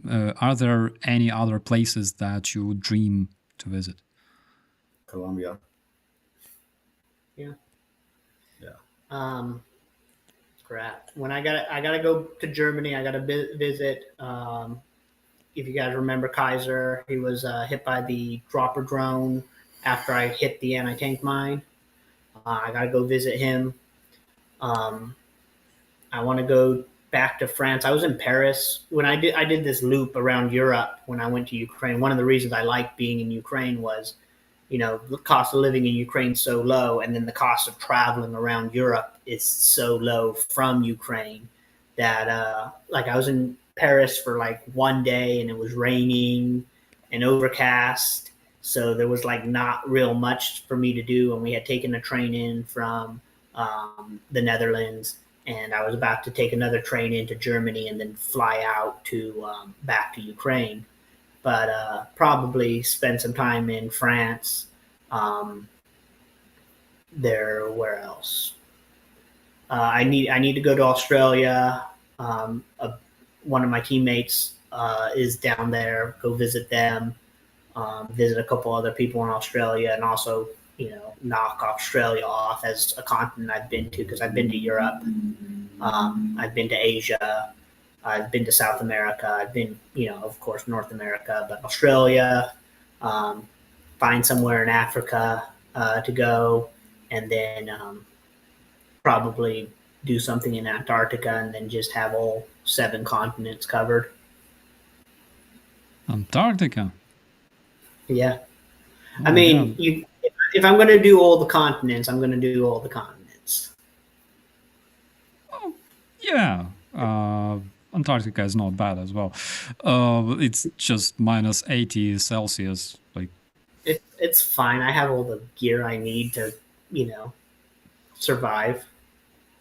I think it's a good time to answer some of the questions, and we have quite a few, and majority of them are not even questions, but comments. We have a comment from Badass at 69. You two guys are so brave. Thanks, Operator Starsky. It's my pleasure and honor, actually. We have commentary from Bobo. Yurii found the sex tunnels.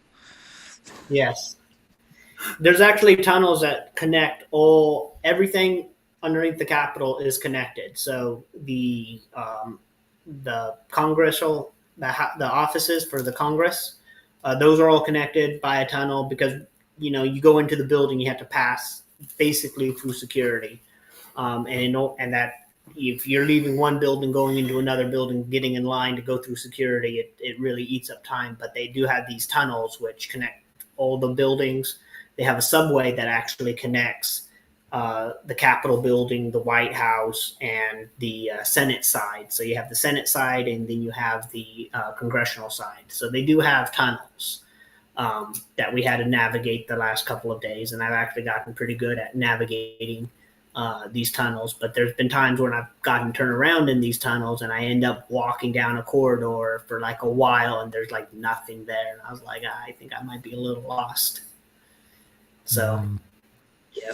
I mean, there's pockets in these tunnels to, turn them into sex tunnels. So yeah, to find sex. Did you find any sex in those tunnels? No, they were empty.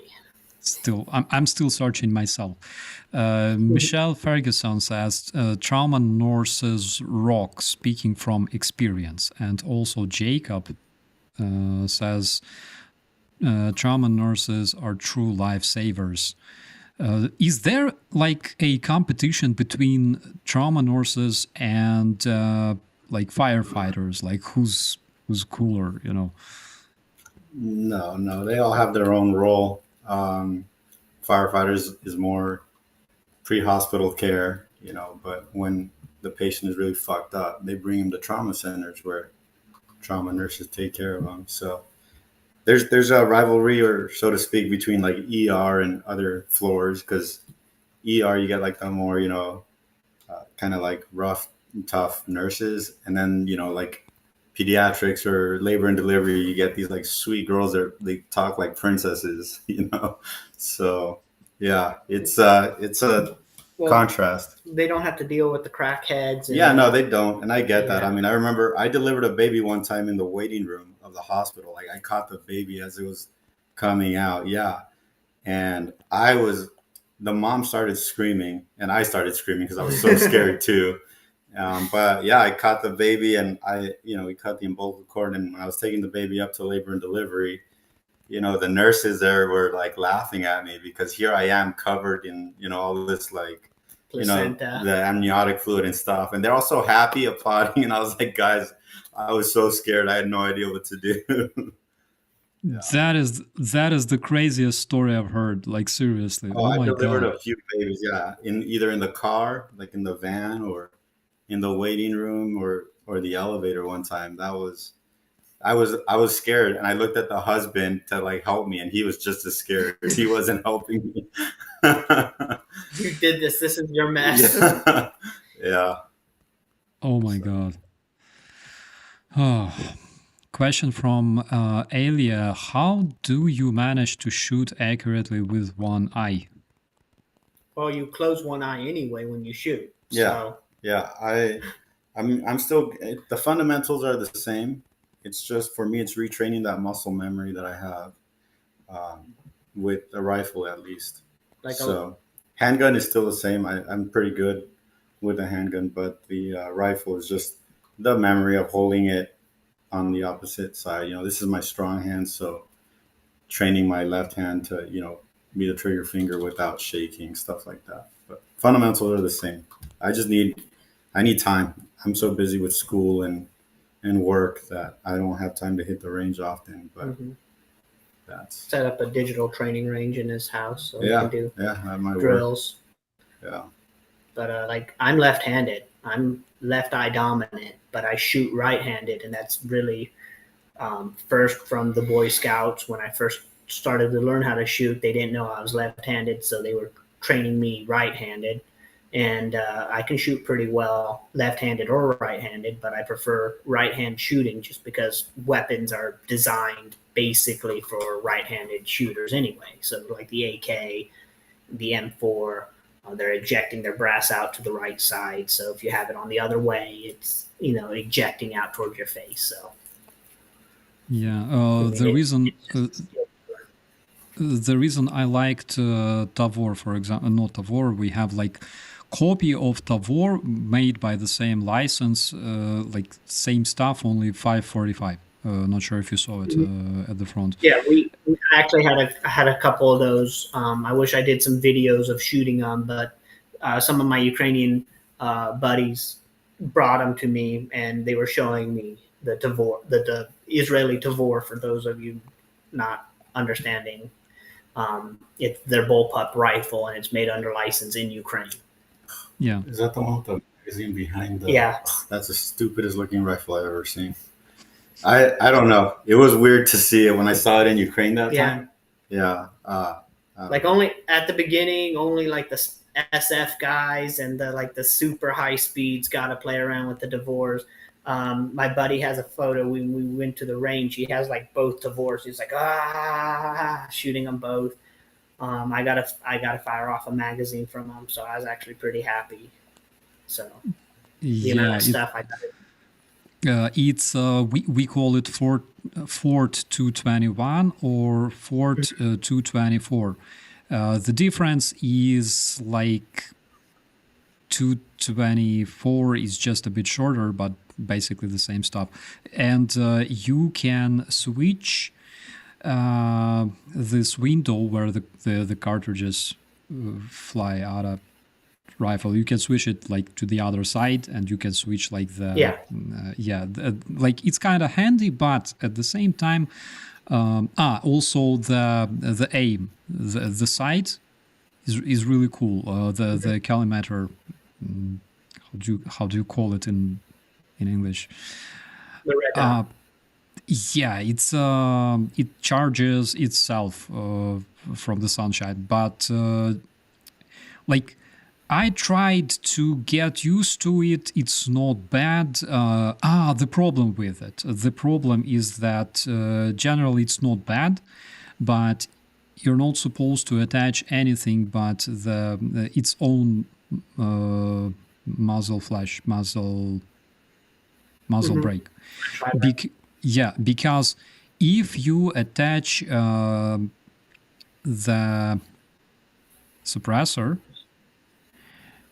or any sort of sound moderator, it will be full of shit. Like it collects so much, so much dirt. It will overgas it and cause malfunctions. But when you also flip the bolt, when you also flip the ejection port, you also have to flip the bolt too, because just where the ejector is. The same thing with the garrote. You can flip. You can change which side of the weapon it's ejecting from, and you just have to pay attention to how the bolt is assembled and which way it's going to eject. Yeah, my friend Bogdan, we always had like those verbal fights, like rivalry. I'm always promoting, bullpup systems, and he always promotes like classic systems, like AR-15, for example. And like I don't do it because like I'm a fan of bullpup systems, because like guys, I shoot classic shit my whole life, like AR-15 and AK. But I do it to make him like angry, and sometimes it's really, really fun. We have a question about the Ukrainian guy with the same last name. Was it by some quirk or by sound coincidence? What was that? The question about the guy with the same last name that you have. What about him? The same. By the Ukrainian soldier Kanata. Yeah. Well, it was just a coincidence. His last last name. It was a coincidence. It wasn't. He was the one helping me with like my paperwork when I was enlisting in the Ukrainian military, and he saw my passport, and he said, "Oh, like Roman," and he showed me his passport, and I could understand a little bit of Russian, like the letters. So, yeah, that was so. It was just the craziest thing because I know my grandpa and my great grandpa, they're all from Mexico, and they all had the last name Roman. So he told me his dad, his grandpa were all from Ukraine, and they've always had the same last name. So yeah, it was just by coincidence. Do you have a first name, Roman? Like, is it popular in Mexico? I know there is people with the first name Roman. Um, so I know it is a popular first name, but no, yeah, for me it's a last name. I like when I was in the Marine Corps and they called me, Corporal Roman or Sergeant Roman. I thought it was pretty badass, you know. So yeah. Let's check out other questions. Will Stein says, thank you for all your work and sacrifice. And Duncan Stewart says, these two should never have to buy their beer for life. USA. 100%. Yeah, we're about to. I'm gonna go get a beer right now. Yeah, right after this, there's a get together over at this bar. We're gonna go there. I don't drink alcohol at all, and it's really funny when I go there. They're like, "Oh, can I get you a beer? Can I get you something to drink?" And I was like, "I don't drink. I'm sorry." And they asked me like, "Why? What's wrong with you not to drink?" And I'm like, I just never really got into it. I'll have his beers. Yeah, I got you. I'll get shit faced. I'll sacrifice myself and have his beer. Yeah. Always have a big fortune or like luck to have such a friend who always helps you. We have a question from Duncan again. Do Russian soldiers still use the wrapped cloth instead of regular socks, by the way? I have no idea. We didn't look. If we checked bodies, we were just checking for grenades, and Mm-hmm. And then when we captured them and took POW, the one time that we took a whole bunch of Russians POW, they had been cut off from their trench, like they couldn't go back to their other trench, and they all just shouted at the Ukrainians like, "Hey, we want to surrender, we want to give up," because they were there in the mud and the wet and the snow for several days. They were out of food, they were out of water, they were exhausted, and they said, "Hey, we're going to come out. We want to surrender." And the Ukrainians were like, "Okay, come out. A few at a time, slowly, no weapons." And they actually ended up taking them, but there were guys in hypothermia. There were guys wet, dirty, muddy, soaked clothes. And I remember that we had brought them over to our just the police station checkpoint where we were using. I think you froze. Oh no, you didn't froze again. Where they would check, where they would process them through, and then they gave them all civilian or Ukrainian clothes. And there was just this huge pile of wet, stinky Russian uniforms in the corner, and I've always wanted to share this photo, but the problem is most of these guys are in what look like Ukrainian uniforms because that's all we had, to take care of these guys in. And, the second that photo comes out, now we got Russia's like, "Oh, look at all these Ukrainian servicemen we captured." And there was a good 20 of them that they just surrendered. They just gave up. They're like, we're tired. We're hungry. Our command has left us here. We have a comment. In Finland, we say everything in Russia is shit except piss. I like that. That's a nice one. I remember you probably saw that as well when Russians came to Hostomel, not the base itself, but to the very town of Hostomel. And there was footage from Russians fighting inside of a yard between projects. That's actually one of the houses where I lived, And after they left, like 1 month after they came to Hostomel, they left. We liberated it back. And after that, for approximately 1 year, I kept feeling the freaking smell, because when Russians occupy some territory or some building, it will eventually start stinking like dick and shit, like seriously. And this smell doesn't go anywhere for months. I don't know how to explain it, probably because of all the shit they eat, but literally no idea. Oh my god. Eddie Berntsen says, say it louder for the idiots in the back row. If we don't help Ukraine finish this now, our children and grandchildren will be fighting this war in 10 years, maybe less. And I completely agree. We have to do all we can to bring this information to people around the world that we need to win the war. And the only way to win the war is to remove Russian troops from Ukrainian territory and make them pay. Ryan says, I can donate my hair to Yurii and Andriy and still have some extra. We have really, really lucky viewers here, my friends. Like, seriously. Hey, you know what? It's okay. Bald is beautiful. But here's the thing. I've been going bald since high school, and I'm completely secure in it, man. Oh, Like, I don't shave. have any. I shave every day. I don't have any self doubt about myself, because the shit I've done, shit I can do.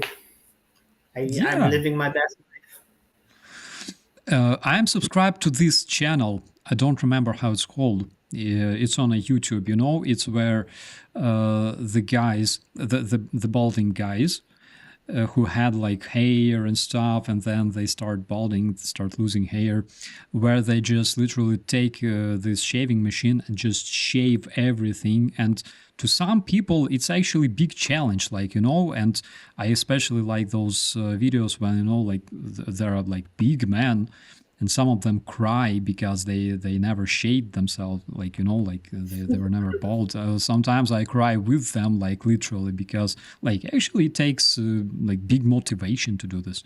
But it's good that people find the strength in them to evolve, I think it's absolutely beautiful.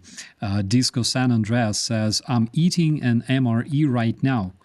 If you had a chance to eat an MRE right now, what kind of MRE would that be? Right now, I mean, I'm hungry. It's been a long day. I would do anything but the vegetarian. Yeah, or spaghetti, or what is that one? Southwest beef or something. That one was pretty good too. What was your favorite food in the army, generally? Oh, I mean, if it wasn't MREs, it was always tacos and burritos. Oh my god! In the army, sometimes we had a chance to go to Bakhmut, for example, when we were stationed near Bakhmut, and buy something there, like kebab or pizza. One time, our battalion commander brought sushi. It was cool, but not enough. But generally, you eat whatever you have because you don't move away from your positions much.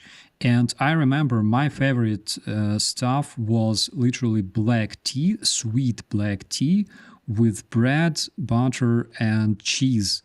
And because you're always hungry. And I remember I was eating that, and I thought, when I return from the deployment, I will literally eat bread and cheese and tea every single day because it tastes so good. And then I returned, my deployment finished, I returned back to Kyiv. I never even touched it because there's Coca-Cola, there's KFC, there's McDonald's. Oh my God. I was actually telling this to some of the Ukrainians while we were doing our congressional meetings and stuff. Somehow it came up to the topic of McDonald's, and then I was telling them that KFC was opened. Like McDonald's wasn't opened in Dnipro at the beginning. Like at the beginning of the war, McDonald's really shut down everywhere in Ukraine. But KFC stayed open. So when we were in Mykolaiv, there was the KFC was still opened in Odessa, and the KFC was still opened in Donetsk. I mean, not Donetsk, Dnipro. And even then, the KFC was still opened in Dnipro when we went out to the Donetsk region. And we would do runs at KFC and get buckets of chicken and stuff, and then bring it back to near the front. And we would eat semi-cold KFC chicken because, I mean, it was so good, but then also it was, better than the stuff that we were eating or the stuff that we had available for us in Pokrovsk. And we were just really trying to, change up what we were eating. Yeah, in Kiev, I'm not sure if we were to this KFC with you, but there was KFC not far from Not the hospital of my church. Yeah. There was this KFC that served as bomb shelter because it was kind of underground, and McDonald's only opened after a year after the invasion in Kiev. Yeah, and I remember KFC. because I was the week it had opened up, I had returned to Kiev to pick up some equipment, and I remember seeing the lines around the street for McDonald's in Kiev. That is crazy. I don't remember going to McDonald's often after that because KFC saves lives, like literally. I remember I arrived to Kiev from Hostomel in the morning. I don't remember what was the reason, but I remember as I was going to Kiev, and it's like a 30-minute drive max from Hostomel to that place. And the air alert started, and it was a big one because they started like launching missiles. And I remember I parked the car in that underground garage. I went out. It's like 7 a.m. Everything's closed. I'm hungry as fuck, and there's alert. And I went to the KFC. That was the first place that I saw, and it was open. It was warm inside. There were some kind of folks sleeping like on the floor for no reason. And it was open, and since that time it became my favorite place. Russell Whiskey says, these two make me proud to be American. And I completely understand, and these two are also the reason why I'm proud to be Ukrainian, because we are supported by decent people and true heroes. Marento T33 says, I remember the Hammer vids, they were crazy. Oh my god. Yeah. That is... After this war's ended, I'll probably list everything I have from my time fighting in Ukraine, just uncut, and then just put it on there. And I guarantee you there's going to be some stuff. They're like, oh shit, Yurii. Albert says, my heart goes out to these guys, brave defenders of free democracies everywhere. You epitomize what real patriots of the USA stand for. Our forefathers must surely be proud. I sure am. That means a lot. Thank you. And we have another one. Do these guys like metal or not? Yeah. Do I like metal music? Yeah, metal music. Yeah. I love my country music. I don't know. I'm a romantic. Oh my god, that's right. Country love songs, yeah. All the fucking time. I always played country music in our little area, so. Yeah. Fucking forgot about that. Yeah. Okay, guys, we have quite a few supportive commentaries, and I believe that you either can see them on your screen or you can also check them out after the stream is finished. But one thing is, and also Martin asks, did you see Mercado? Because Andrew Mercado was also in the Washington DC today. No, we did not. Zelensky's coming tomorrow, so hopefully there's some sort of way that we would be able to do at least a photo op with him. Yeah, I'm also. I was trying to see if I can get a picture with Dan Crenshaw. Yeah, the reason why we had to push this an hour is because we got a last minute meeting with Crenshaw's office. He's a Navy SEAL vet. He's the congressman from Texas who also lost his eye in combat. If you guys wanna hit up Dan Crenshaw on Instagram, tell him to fight Geo. Yeah, fight him. Tell him to contact me. I'd love to get a picture with him. I left one of my coins there with at his office, so hopefully he gets that.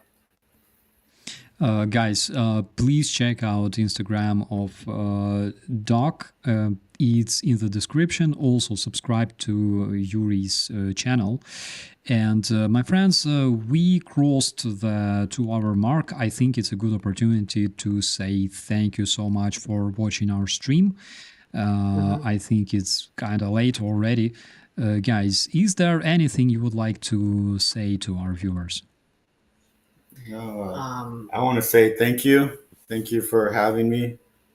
Starsky, I'm going to send you a patch and a coin too as a token of my appreciation. And to your viewers, thank you so much.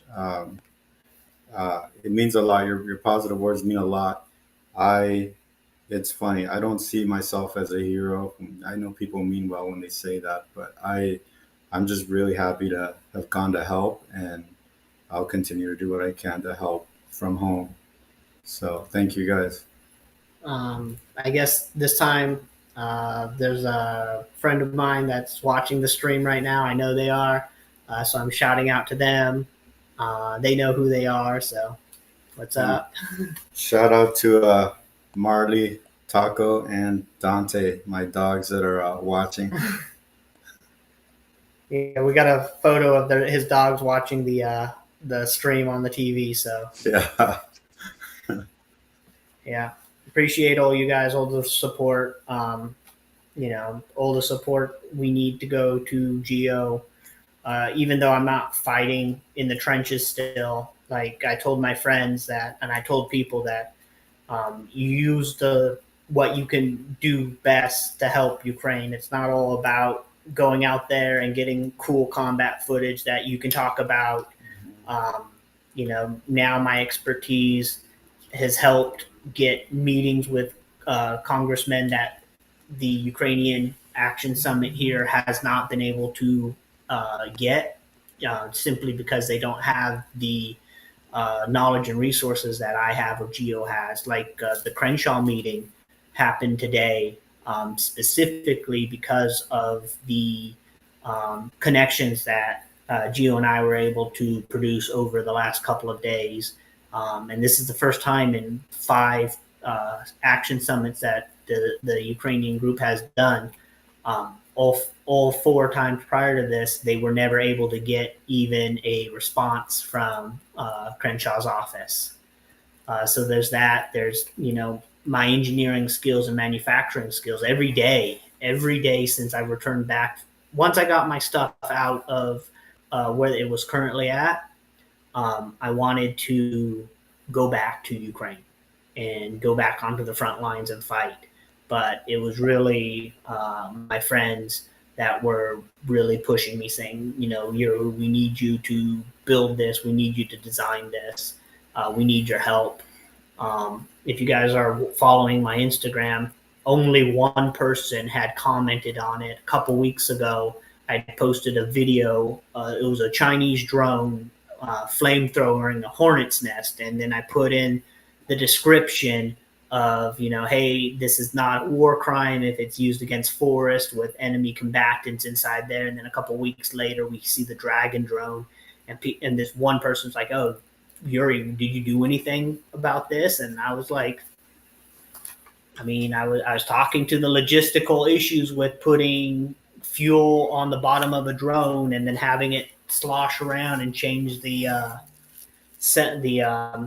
center of mass of that thing while it's flying around. So, I mean, we determined it was infeasible to put a flamethrower on there, and then they had come up with I heard that they had come up with a workaround. So, I decided to post something before Russian propagandists started jumping on it. And only one of you guys were able to draw the line. So it's that skill and knowledge that I've spent decades acquiring that it's going to help Ukraine in the long run. There's some other projects that I have been a part of that I've been working on that I really want to show off, because I think that they're absolutely cool things that I get to work on that I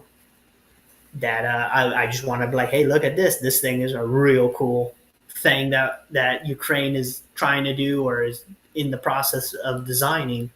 And it's just, for me, it's cool just to take a concept or an idea of, putting something and then getting it to work.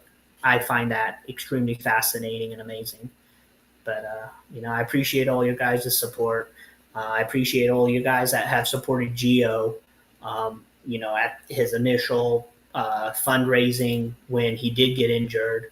I wanted to say thank you to all you guys. And then now, with helping Geo out now, because, I mean, I'm okay. I'm not struggling and I'm not hurting, but, we need to focus on allowing Ukraine to be able to strike Russia with the long-range munitions that U.S. has sent it, and we need to, focus on continuing security guarantees for Ukraine with America, and get to the point in where this war's over, so you and I can go hang out every Friday night in Kiev and eat sushi, or create some sort of routine again. Yeah, absolutely. I miss those days. I wanted to ask what was your favorite Ukrainian dish, but I knew that you would answer sushi. It's not a Ukrainian dish though, but I know it's a Russian dish. I know it's Russian, but pelmeni was always my favorite thing to eat. It was always so simple to make, always simple just to eat. It was always my favorite once I got there, and then red borscht. So that was always really pelmeni, red borscht, and then the black bread. Yeah, So. yeah, 100%.